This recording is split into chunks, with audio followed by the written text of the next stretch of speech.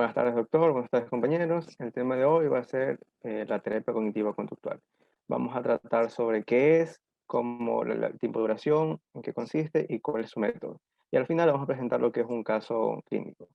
Los integrantes que conforman este grupo va a ser Angelia Espiazu, Romina Falcones, Preto Olvera, Amanda Tello, Alejandro Vera y Omar Zapata. Vamos a continuar con mi compañera. Mi nombre es Amanda Tello. Yo voy a hablar lo que es la terapia cognitivo-conductual, o también conocida como TCC. Bueno, primero ¿qué es la TCC? Es una forma de entender cómo piensa uno acerca de sí mismo, de otras personas y del mundo que le rodea, y cómo uno hace que afecte sus pensamientos y sentimientos. La TCC le puede ayudar a cambiar la forma de cómo piensa, eso es lo que es cognitivo, y cómo actúa, que es lo conductual. Y estos cambios pueden ayudar a sentirse mejor. A diferencia de alguna de las otras terapias habladas, la TCC se centra en problemas y dificultades del aquí y el ahora, en lugar de centrarse en lo que son las causas de su angustia o síntomas en el pasado, y busca maneras de mejorar su estado de ánimo, de cómo se encuentra ahora. Siguiente diapositiva, por favor. ¿Por qué se realiza lo que es la terapia cognitiva-conductual? Esta se utiliza para tratar una amplia gama de problemas. Con frecuencia es el tipo preferido de psicoterapia porque puede ayudar rápidamente a identificar y afrontar desafíos específicos. Generalmente requieren menos sesiones de otro tipo de terapias y se realiza de una forma estructurada. Siguiente. Ok. La terapia cognitiva conductual es una herramienta útil para abordar desafíos emocionales, como por ejemplo puede ayudarte a las siguientes cosas, que es controlar los síntomas de la enfermedad mental, prevenir recaídas de síntomas de una enfermedad mental, tratar una enfermedad mental cuando los medicamentos no son una buena opción, aprender técnicas para lidiar con situaciones estresantes en la vida, identificar formas de controlar las emociones, solucionar conflictos en las relaciones y aprender mejores formas para comunicarse, afrontar el dolor o las pérdidas, superar traumas emocionales relacionados con el maltrato o la violencia, afrontar una enfermedad médica o controlar los síntomas físicos crónicos. Siguiente, por favor.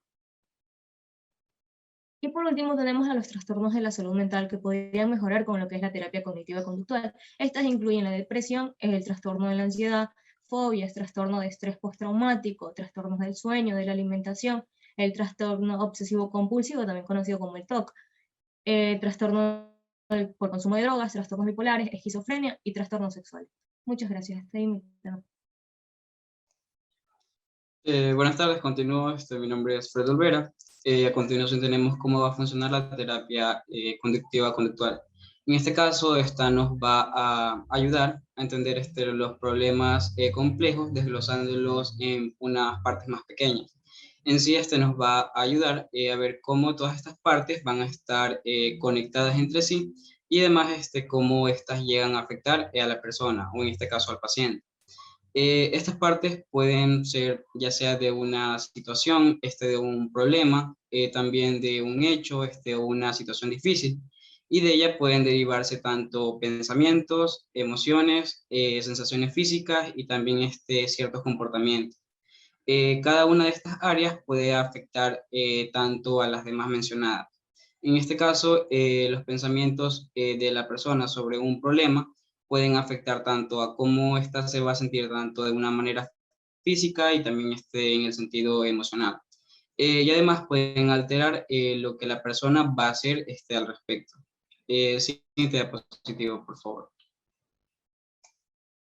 Tenemos un ejemplo en cuanto a situaciones que pueden ocurrir a una persona y de acuerdo a cómo ésta va a reaccionar en cuanto a ellas, dependiendo de cómo piensa o cómo se siente a la vez. En este caso podemos decir como un ejemplo en una situación en que una persona ha tenido un mal día y está tipo cansado y necesita salir a despejarse.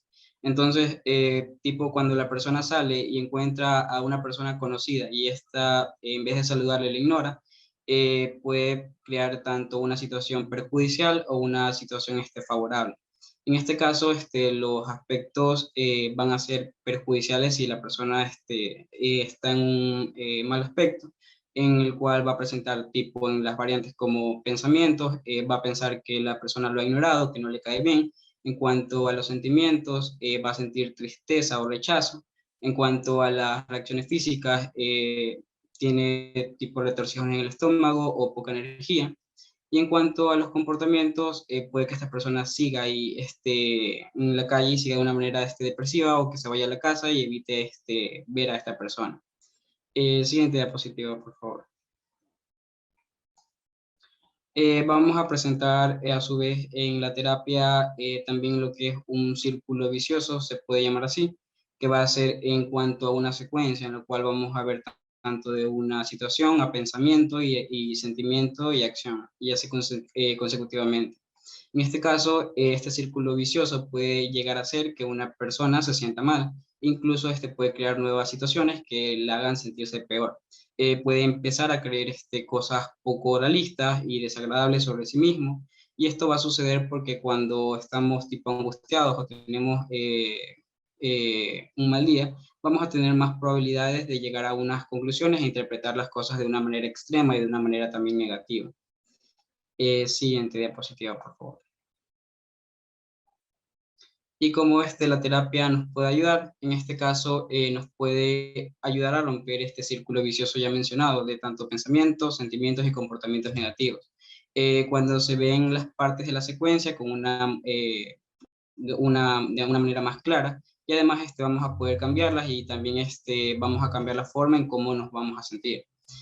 Esta terapia tiene por objetivo en sí que la persona llegue a un punto donde pueda hacer por sí mismo y elaborar por sí mismo sus propias maneras de afrontar estos problemas.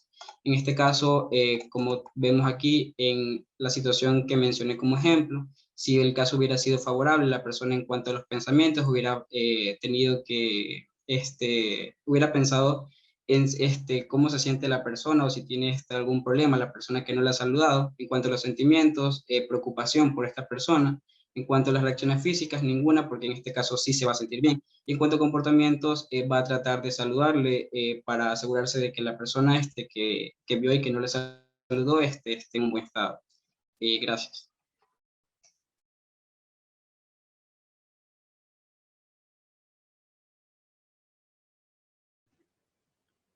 Muy bien, yo voy a continuar con la presentación hablando sobre lo que es la evaluación de las 5 zonas. Esta es otra manera de conectar las 5 áreas mencionadas anteriormente. Se va a basar en que nuestras relaciones con otras personas y nos va a ayudar a ver cómo pueden hacer que nos sintamos mejor o peor. Otras cuestiones como es el trabajo, las deudas y las dificultades en la vivienda son también importantes. Si mejora una zona, es probable que mejoren también otras partes de su vida. Ok, ¿cómo te preparas para esto? Bueno, es posible que decidas por ti mismo qué quieres probar. Vamos a ver la terapia cognitiva conductual, y también es posible que un médico o alguna otra persona te sugiera esta terapia. Para comenzar bien estas terapias tenemos que seguir unos pasos. El primero es buscar un terapeuta.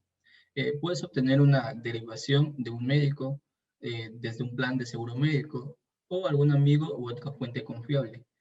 Muchos empleadores ofrecen servicios de asesoramiento o derivaciones a través de programas de asistencia para sus empleados, o puedes encontrar un terapeuta por tu cuenta, por ejemplo, a través de una asociación psicológica local o estatal, o buscando en Internet.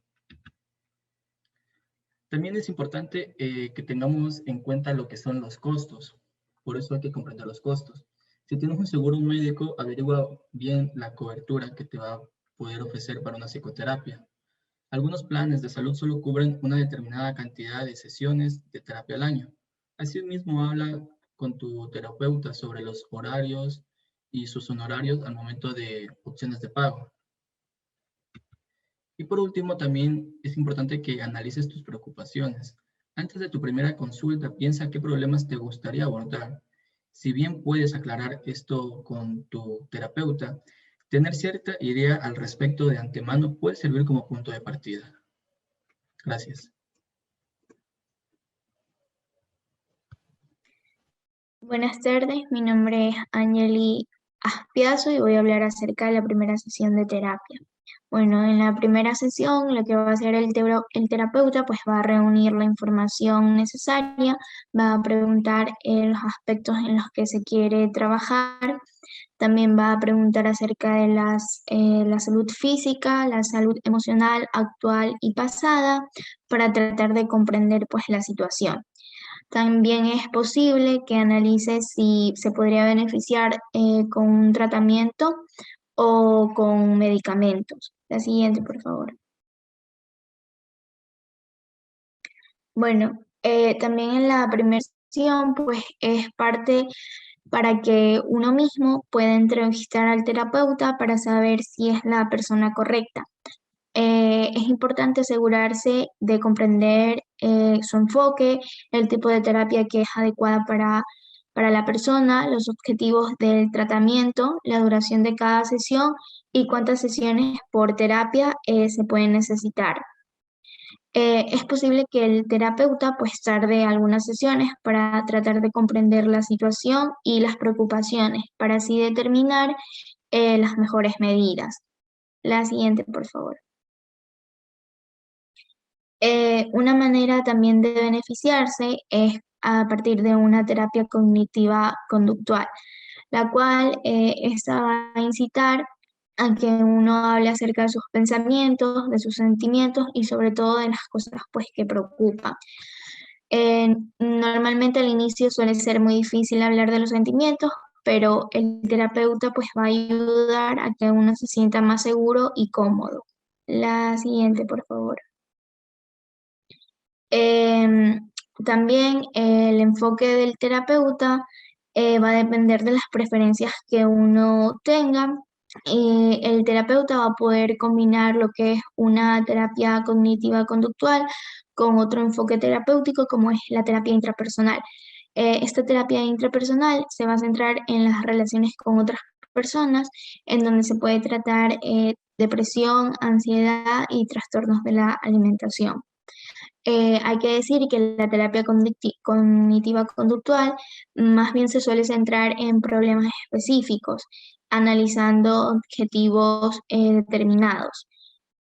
Gracias. Buenas tardes, mi nombre es Romina Falcones y a continuación tenemos los pasos de la terapia cognitiva conductual. Como primer paso vamos a tener identificar las situaciones problemáticas o trastornos de la vida del paciente. Estos pueden incluir problemas tales como una afección médica, divorcio, pena, enojo o síntomas de un trastorno de salud mental. Es posible que junto con el terapeuta se dedique un tiempo a decidir en qué problemas y objetivos se quieren concentrar. Siguiente, por favor. Como siguiente tenemos prestar atención a tus pensamientos, emociones y opiniones en relación con estos problemas. Una vez que se haya identificado en qué problemas se va a trabajar, el terapeuta alentará a contarle lo que piensa. Para ello, es posible que se deba observar qué se dice el paciente sobre sí mismo, sobre una experiencia, es decir, que tenga un diálogo interno.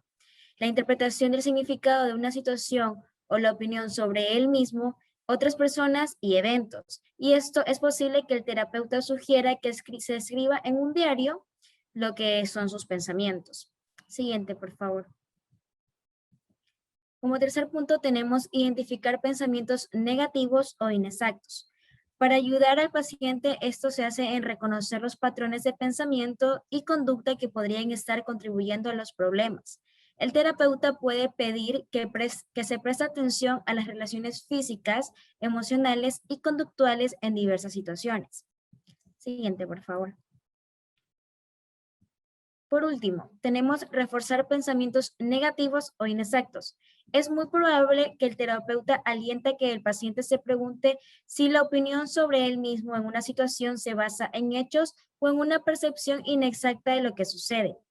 Este paso puede ser complicado. Puede ser que el paciente tenga manera de pensar sobre su vida y sobre sí mismo de larga data.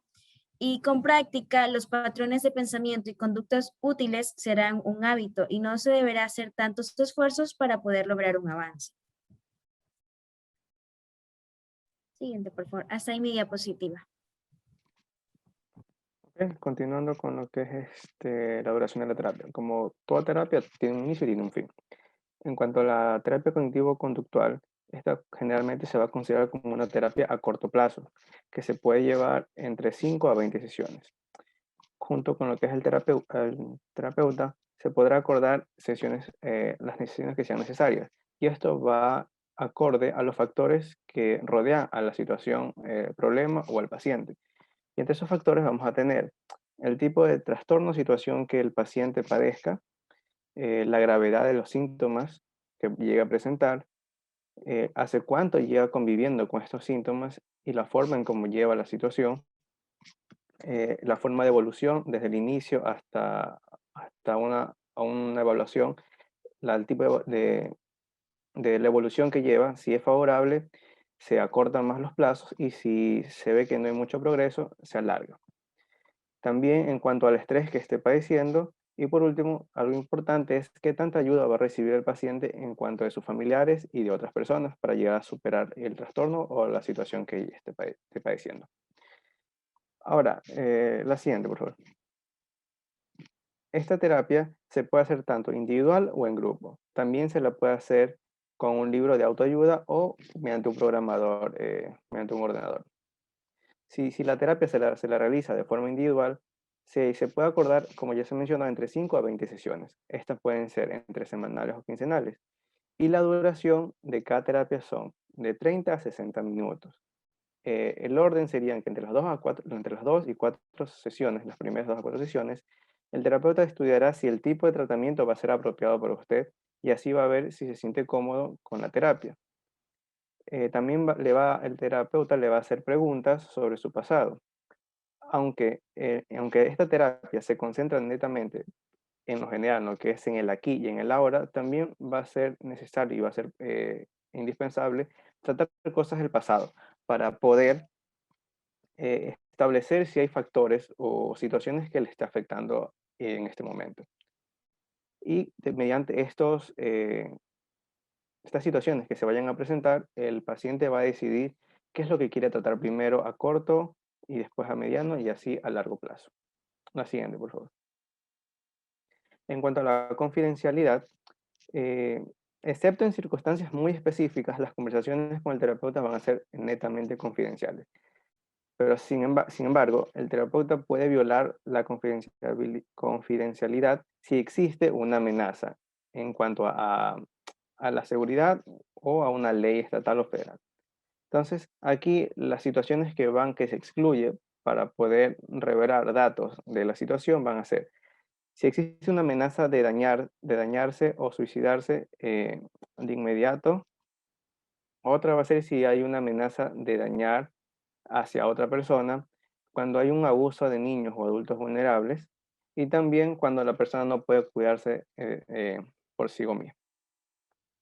La siguiente, por favor. Y en cuanto a los resultados, al final de toda la terapia, lo que se busca es que haya un avance. Quizás la terapia no cure totalmente la enfermedad, y no logre que desaparezca, pero lo que va a ayudar es a dar unas guías para poder enfrentar la situación de manera saludable y así sentirse mejor la persona consigo misma. Entonces, todo también va a depender de qué tan empeño la persona ponga para mejorar sus conductas y sus pensamientos. Y así vamos a denotar si que la terapia es exitosa. Entonces, el éxito de la terapia cognitivo-conductual va a depender tanto de la participación activa y el compromiso en el proceso del paciente. La siguiente. Ahora vamos a presentar lo que es el caso clínico. En esta, yo les voy a poner en contexto de la situación que vamos a presentar, y cada uno de mis compañeros va a expresar tanto la forma de cómo se podría tratar, cómo se debería tratar, cómo estos van a dar unos resultados, y al final vamos a dar una conclusión de todo este caso clínico, a ver si la terapia realmente funciona o no funciona en este caso. Iniciando con el caso clínico, por motivos, como ya mencionamos, de no revelar la información o o los nombres de las personas que ven en la terapia, se puso un nombre aleatorio. En este caso a la paciente se le ha puesto el nombre de Esther, que es una joven de 18 años, que cursa el primero de bachillerato del colegio. Es la mayor de 2 hermanas y todas viven en una misma casa con un mismo domicilio. La paciente, por motivo de consulta, acude porque en un primer momento ha estado demandando atención por problemas de ansiedad derivada de los exámenes que presenta en el colegio. Cuenta que cada vez que tiene que realizar un examen se pone nerviosa, le empieza a doler la cabeza y el estómago. Asimismo, refiere que en más de una ocasión se le ha sucedido que sentarse en clase y hacer un examen y quedarse en blanco. Dice que esto le sucede desde que está en 10º del colegio. Entonces, menciona que también que el curso le fue mal y que suspendió 3 materias, ya que reprobó 3 materias. Tras una primera evaluación y realizados ciertos análisis funcionales del caso, se constata que Esther presenta síntomas depresivos graves, con el cual se toma decisión de centrar la intervención en la depresión. Dado que es un problema de mayor gravedad, entonces hay que abordar los síntomas de la ansiedad antes de los exámenes y así como otras variables que van a surgir del problema. Entonces, entrando más en lo que es la historia del problema, se ha recibido, ella ha recibido tratamiento psicológico desde hace 2 años por problemas de ansiedad, como primer motivo. También refiere que todos estos problemas ya llevan su tiempo y que comenzó todo por los estudios. También comenta que sus padres han sido muy exigentes con ella y a raíz de esto ha comenzado a fallar en sus exámenes y por eso es que se siente como decepcionando.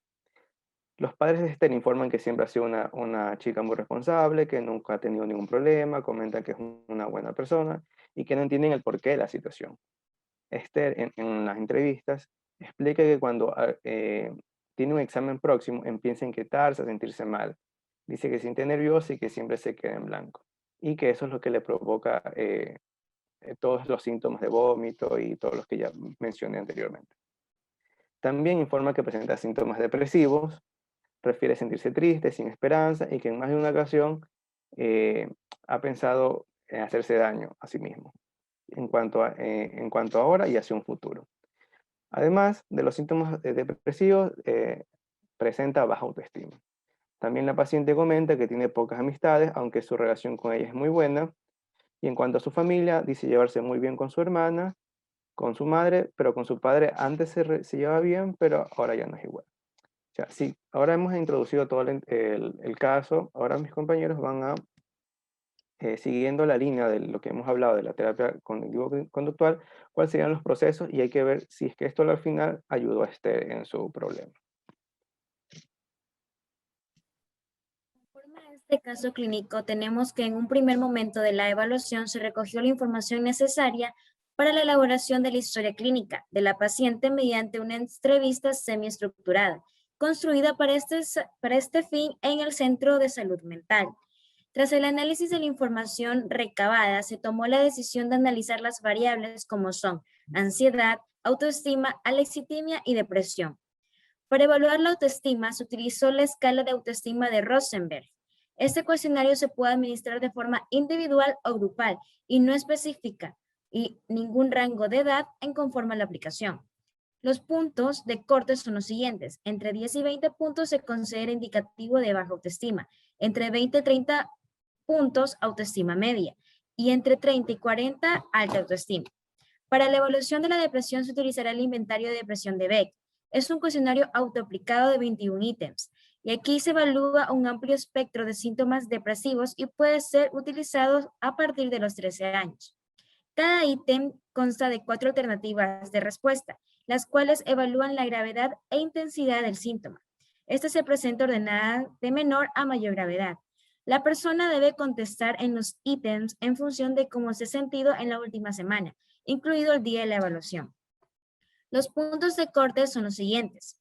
Si el individuo tiene una puntuación directa comprendida entre 0 y 10, se considera dentro de la normalidad. Entre 10 y 19 estaría en riesgo de sufrir una depresión. Cuando la puntuación es superior a 20, se considera una depresión moderada. Y a partir de los 30, la depresión es considerada severa. Continúo yo explicándolo. La ansiedad se evaluó mediante el inventario de situaciones y respuestas de ansiedad. Evaluó tanto el nivel general de la ansiedad como los 3 sistemas de respuesta. Esos sistemas de respuesta son el motor, el fisiológico y el cognitivo. También se evalúa 4 situaciones específicas de la ansiedad, situaciones fóbicas de la vida cotidiana, la ansiedad interpersonal y de evaluación. Se puede aplicar a individuos a partir de los 15 años. El punto de corte para diferenciar la ansiedad moderada de la severa es un percentil de 75. Por último, para la evaluación de la alexitimia, se utiliza una escala de alexitimia de Toronto y consta de 20 ítems. Las 3 subescalas son dificultad para la discriminación de señales emocionales, la dificultad en la expresión verbal de las emociones y pensamiento orientado hacia los detalles externos. En cuanto a la aplicación del tratamiento que se realizó con Esther, el objetivo principal era la intervención para mejorar el estado de ánimo y reducir la sintomatología depresiva que presentaba. Entonces, como objetivos secundarios, también se tenía mejorar el autoestima y la asertividad, y además la reducción de lo que era la ansiedad ante los exámenes que presentaba. Además, también se llevó lo que era un tratamiento de un corte cognitivo-conductual, el cual fue una combinación de los aspectos básicos de la terapia cognitiva de Bett, junto con otras técnicas para mejorar tanto la autoestima y la asertividad, y también poder afrontar la ansiedad que presentaba Esther. Entonces, se llevaron intervenciones que consistió en 12 sesiones de aproximadamente 1 hora cada una. En las 2 primeras, primero se realizó una entrevista, la cual era para recoger la información y entrar en contexto de acuerdo a lo que le pasaba y también tener un análisis del caso. Además, también se aplicaron pruebas hechas por profesionales de evaluación.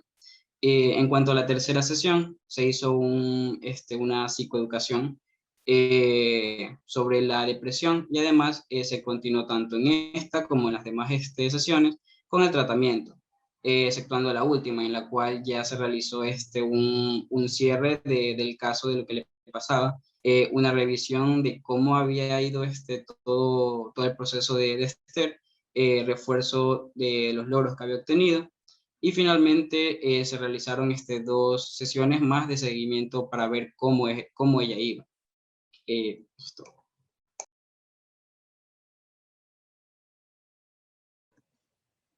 Muy bien, ahora voy a hablar sobre los resultados.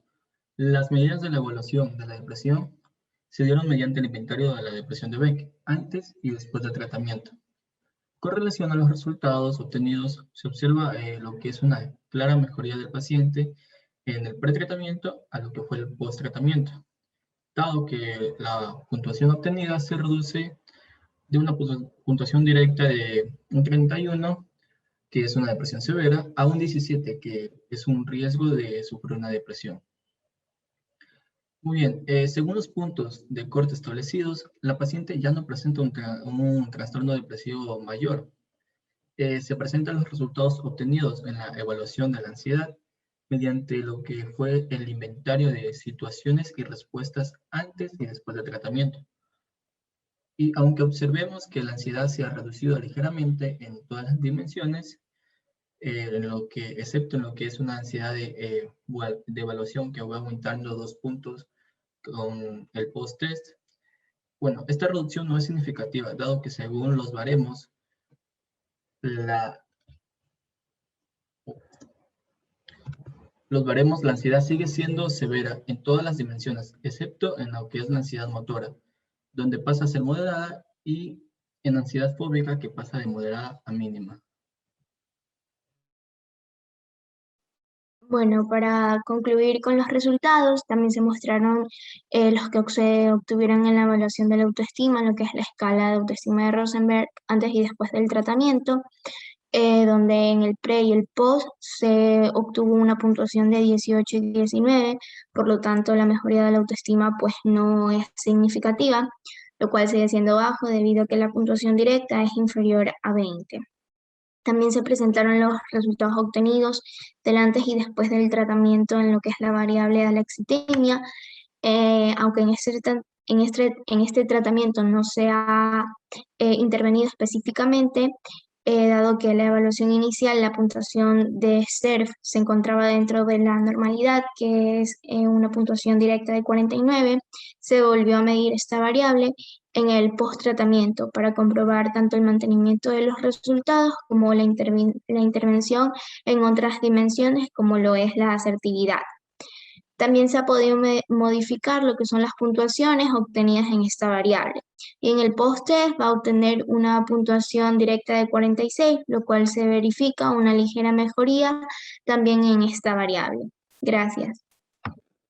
Como conclusión del caso clínico, ya tenemos los resultados obtenidos y podemos afirmar que se ha conseguido el objetivo principal de la intervención, que era la reducción de la sintomatología tanto depresiva, y por consiguiente la mejora del estado de ánimo del paciente. Por lo tanto, se cumple la hipótesis inicial y el fin de esta terapia, que es que se va a lograr esta sintomatología del paciente. Cabe recalcar que aunque la ansiedad y la autoestima han mejorado muy ligeramente, no se ha conseguido una mejoría significativa en estas variables. Y esto es posible, o es debido, más que todo, a que Esther va a seguir en constante realización de exámenes, aún no se gradúa. Entonces, toda esta seguidilla de exámenes y de resultados que no se apegan a lo que ella tiene como expectativas de lograr, y aparte lo que ciertas materias no ha logrado pasar, es la que la lleva a que su autoestima no aumente del todo. Y también el constante, estar en constante dando exámenes, va a ser un motivo para que ella siempre vaya a mantener la ansiedad. Hasta que estos procesos no pasen, ella va a seguir manteniendo esta sintomatología. Muchas gracias.